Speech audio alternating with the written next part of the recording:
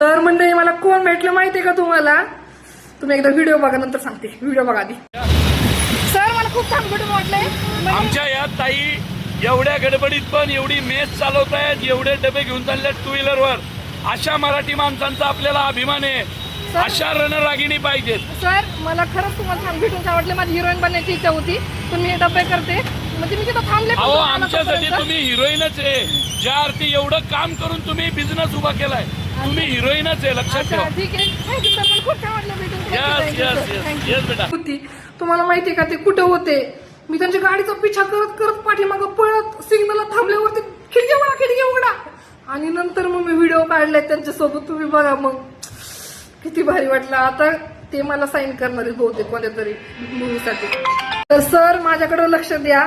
बघा कुठलं माझं फेस कुठलं काही मिळतं जुळतं असेल. आणि असं पण मी आता वेट लॉस करणार आहे, तर सांगा मला माझ्यासाठी काय असेल तर. आणि थँक्यू सर.